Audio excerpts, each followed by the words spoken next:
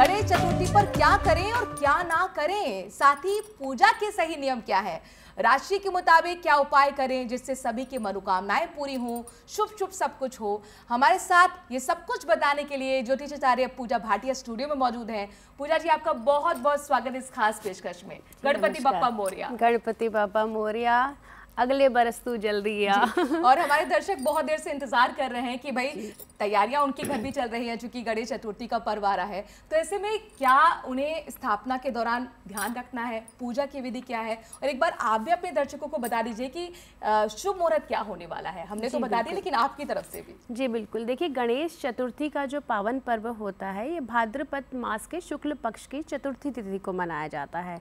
अब हर महीने 2 बार चतुर्थी तिथि आती है, एक शुक्ल पक्ष की और एक कृष्ण पक्ष की।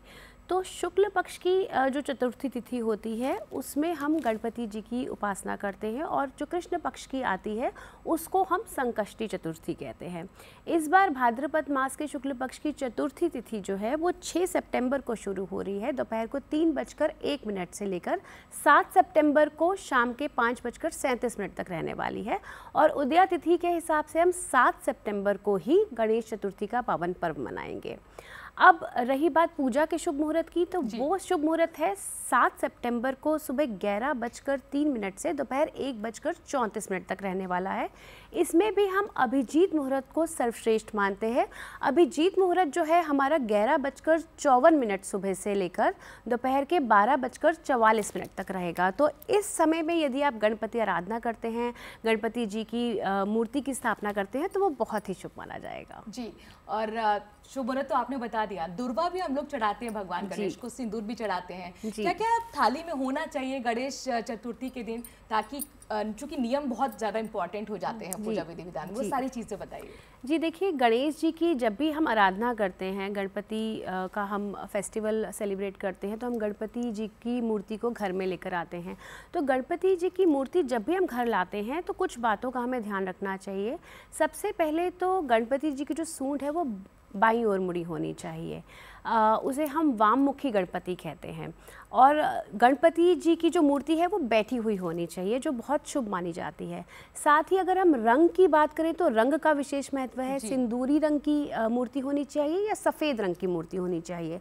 सिंदूरी रंग जो होता है, कहा जाता है कि वो बहुत ऑप्टिमिज्म का कलर होता है, बहुत ज़्यादा पॉजिटिविटी का कलर होता है। साथ ही सफ़ेद रंग की मूर्ति यदि हम स्थापित करते हैं तो वो बहुत घर में समृद्धि लेकर आता है, धन धान्य भरता है। इसके साथ दिशा का विशेष महत्व होता है कि हमें जो गणेश जी की मूर्ति स्थापित करनी है वो उत्तर दिशा की तरफ ही स्थापित करनी है, क्योंकि उत्तर दिशा ही माँ लक्ष्मी का वास माना जाता है और शिव जी की भी दिशा मानी जाती है।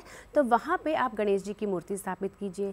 साथ ही मूर्ति जब आप स्थापित करते हैं तो ध्यान रखिए मूर्ति खंडित नहीं होनी चाहिए, और उसमें मूषक ज़रूर होना चाहिए। जो गणेश जी का वाहन है, जो चूहा जिसे हम मूषक भी कहते हैं, मूषक की सवारी जो करते हैं, वो ज़रूर होना चाहिए, क्योंकि उसके बिना मूर्ति अधूरी मानी जाती है।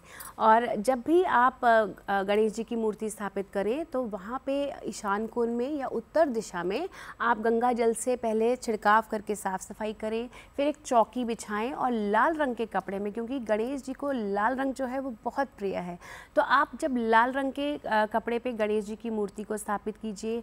और आप जो है उसमें पूजा की थाली सजाइए, नारियल रखिए, जो अपनी मनोकामना का नारियल होता है आप उसमें रख सकते हैं। और साथ ही गणेश जी को जिस तरह से विद्यादायक भी कहा जाता है, विघ्नहर्ता भी कहा जाता है, तो जब गणेश चतुर्थी का फेस्टिवल आता है तो लोग अपने पेन, कॉपी, किताबें जो है गणेश जी के सामने रख देते हैं और 10 दिन वही रखे रहते हैं, क्योंकि कहा जाता है कि इसमें गणेश जी का आशीर्वाद आ जाता है। और साथ ही हम इसमें क्या कर सकते हैं कि हम सिंदूर चढ़ाते हैं गणेश जी को, हम जो है दूर्वा चढ़ाते हैं। दूर्वा का विशेष महत्व है जब हम गणपति पूजा करते हैं, क्योंकि इसके पीछे एक बहुत बड़ी पौराणिक कथा है कि अनलासुर नाम का एक राक्षस था जो ऋषि मुनियों को बहुत तंग करता था।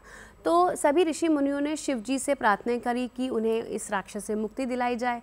तो शिव जी ने गणेश जी को ये भार सौंपा कि आप अनलासुर नाम के राक्षस से ऋषि मुनियों को बचाएं। तो गणेश जी ने क्या किया, अनलासुर राक्षस को निगल लिया, और जब निगला तो उनके पेट में जलन होनी शुरू हो गई। तो उस जलन को मिटाने के लिए ऋषि कश्यप ने उन्हें 21 दूर्वा खिलाई।